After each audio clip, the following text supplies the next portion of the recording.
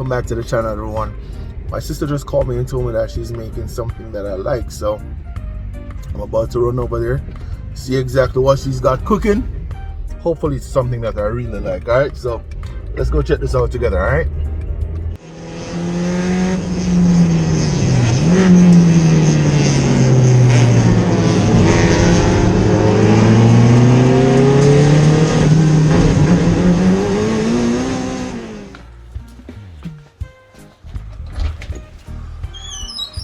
Hello. Sister, what are you making today? What are we making? Today we're going to be making our side dish, which is basically a tuna casserole that can be used as a side dish. It can also be used as a main course if you so desire. Okay, so these are the ingredients that we're going to be using. Hey, beauty, say hello. You turned. Wave. Say hi. That's what's up. Alright, so let's make something fancy, alright? Alright, so I see you already have some water going on over here. Yes, so what we're going to be using for our casserole dish, we're going to be using our pasta. We're going to be using fusilli as the pasta today. But whatever pasta of your choice that you have on hand, you can use it. It's not limited to this particular shape. So this is a 900 grams bag, and we're going to be using about 450 of that. It's about half of the bag, and that will give us a good sized casserole that can feed up to about 6 to 7 persons. All right. And of course, boiling pasta, wait until the water is already boiled, then we add the pasta. Did you already add salt? No, we do have to salt our water, and we're going to season our water liberally with we're using sea salt today. So we're going to season it liberally with sea salt. You can use a teaspoon if you so desire, or you can just eyeball it if you're a seasoned cook. All right. Which are you, a seasoned cook? I would consider myself a seasoned cook, so I use about a teaspoon and a half. And you can also taste the water as well to see if it's seasoned, if it's salty enough for boiling your pasta. And when boiling pasta, I always like to use salty water, right? Yes, definitely use salty water when you're boiling your pasta, so that the pasta itself it does have a good taste. It's hard to re-season a product once it has been cooked. So giving it that really good taste from the salty water will then enhance the rest of your product, and then you will use less seasoning, or less salty seasoning. I'm also going to be adding just about a tablespoon of olive oil in my water, and I'm using extra virgin olive oil. We're not advertising. EVO, whatever brand, whatever flavor, this is what I have on hand. And so I'm going to be using about a teaspoon of that, and with a seasoned cook, I'm using the cork. All right. Or you can eyeball it, right? Or you can eyeball it. Why are we using oil though? And I like that. It doesn't allow my pasta to stick. To stick. I think she sounds like a seasoned cook for real. So yeah, that's the reason why we put some oil in the pasta, in the water, for it not to stick. She sounds like a seasoned cook. Okay, so I've been tasked with cutting the vegetables, but we just realized that there's a key vegetable that's missing. So I'm gonna actually go outside to her garden. So yeah, let's go. Let's go see what's going on. That's her. So out here we have good old green onion, and Shernet and I were debating on whether green onion is a vegetable or it's a seasoning. Let me know in the comment what you think about that, alright? Let's cut some onions. Some escallion, as we call it back home. I'm only just going to be cutting the tops because that is what I want right now, and then I will leave the rest to spring a little bit later. Yeah, the top has more flavor anyhow. Yes, it does. So that's all we need for today. Just set them up. Alright, that looks good. So our pot is boiling and we're gonna be adding our pasta.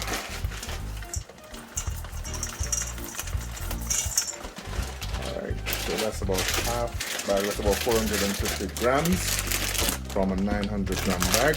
Alright, so let's do this. Uh-oh.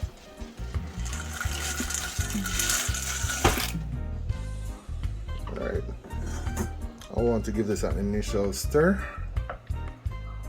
so that it doesn't stick. Alright, okay, so now that I have all the vegetables, let's get cutting. Alright,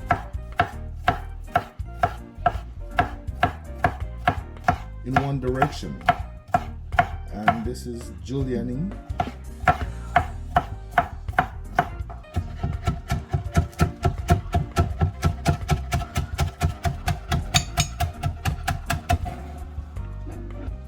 Alright,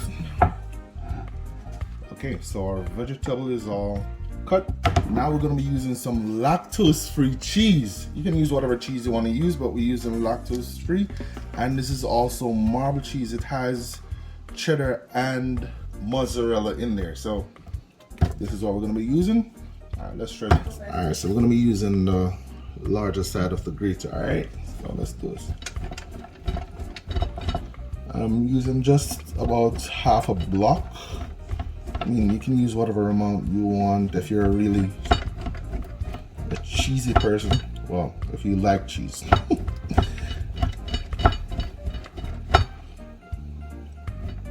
You can go ahead and use more. There I have it. This is a half a block, which is, did we say this is about a half a pound or just about? This is about 2 cups. Yeah, about 2 cups. This is about 2 cups of, probably just a little less. All right, we're looking good. All right, so we're in business. All right, let's check on our pasta. Just give it a stir, make sure.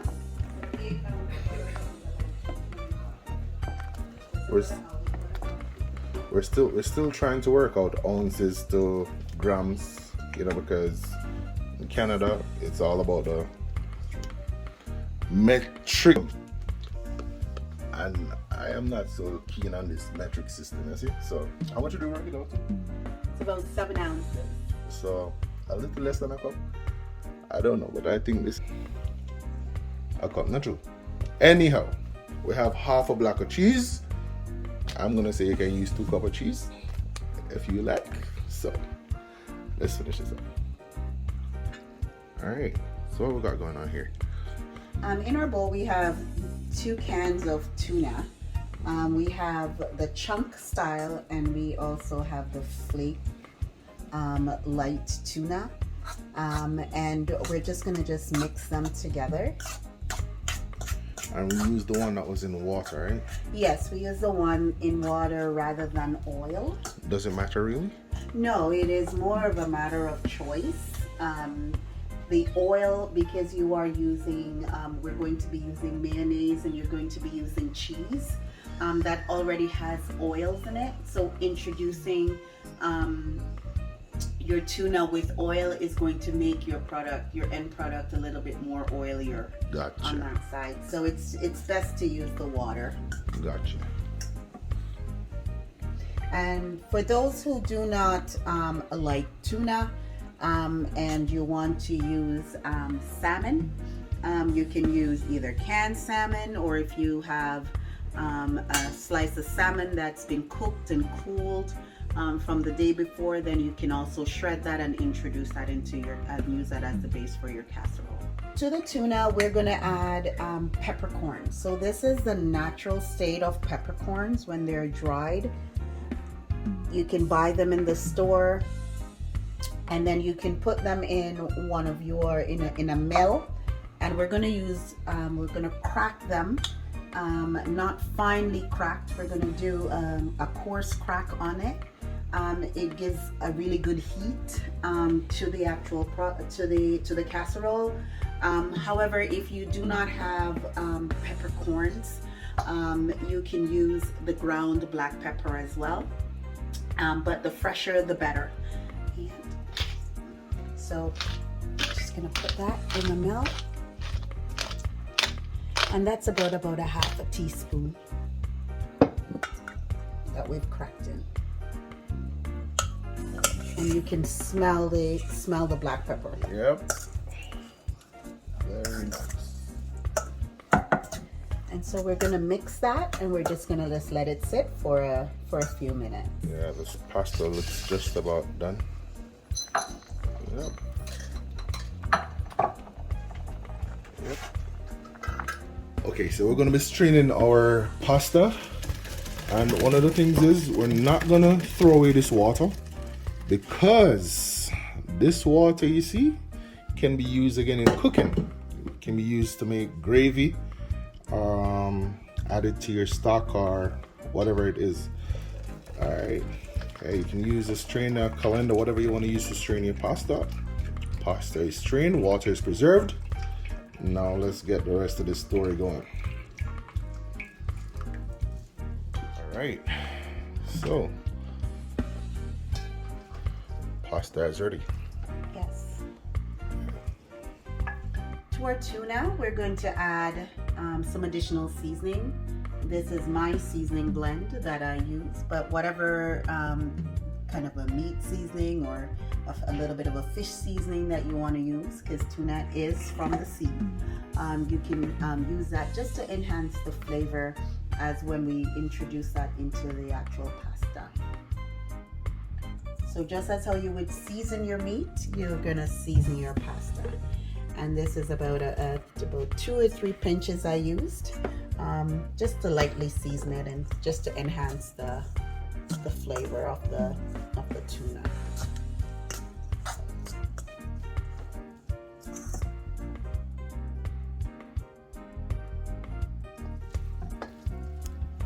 Look at that steam. Oh. To the pasta, we're gonna add our tuna. We're gonna add all of the tuna.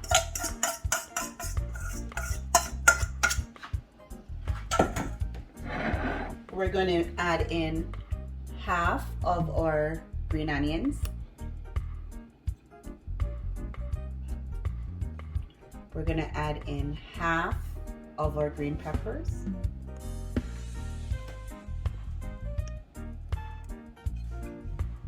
And our yellow peppers or bell peppers.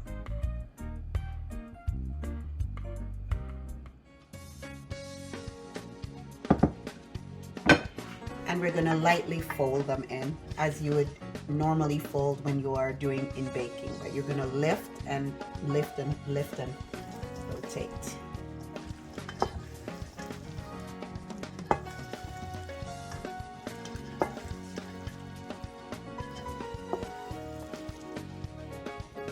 I'm actually going to add some mixed vegetables to my casserole to get my daily allotment of veggies. If you're a veggie lover, then this is a good way to do that and to introduce that into your meal. If you have children or adults who don't like veggies, this is a good way just to put it in and to hide it through. Trust me, they won't mess with this. They'll love it. And we're going to introduce as well about half of the cheese that has been grated.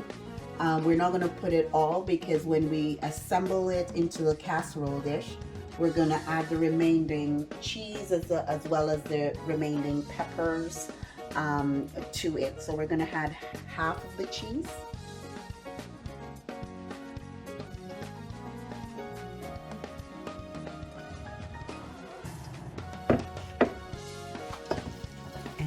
Lift and fold.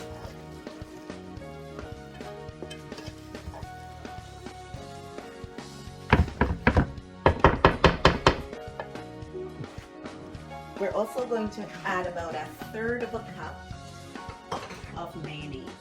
Because we're using half of a bag of pasta, about a third of a cup of mayonnaise, and we use real mayo. We don't use the fake salad dressing.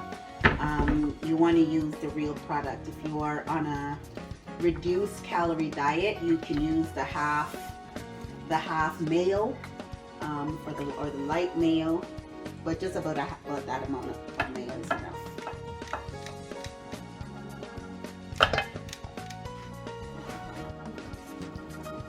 I'm going to mix.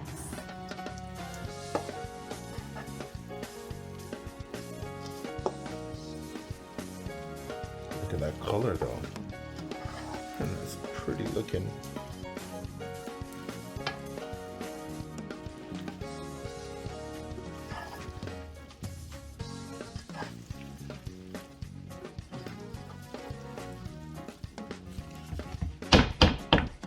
And now we're ready to assemble. All right.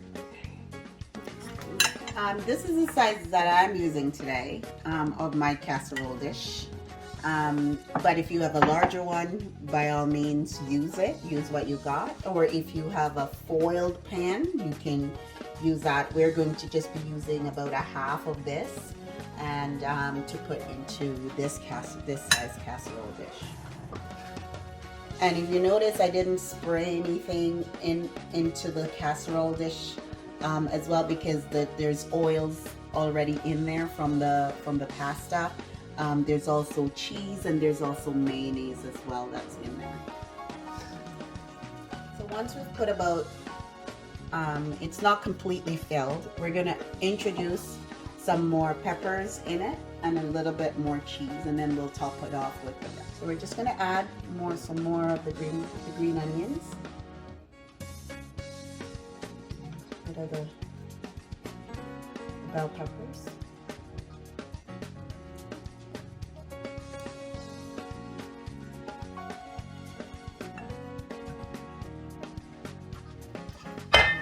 Some of our cheese. And you don't have to be bashful with the cheese, people. Well, I love cheese, so therefore. I'm just gonna add a little bit more of this mixture here. So because this is hot, it actually melts this down, melts the cheese, and steam the vegetable that's added.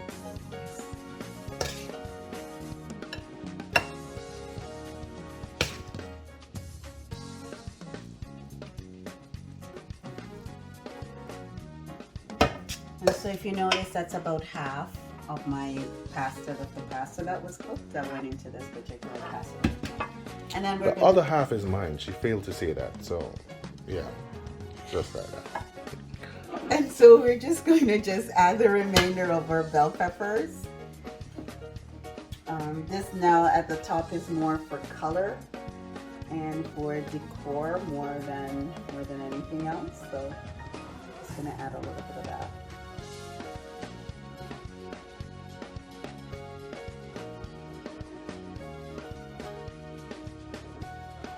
And then you can top it with the rest of the cheese.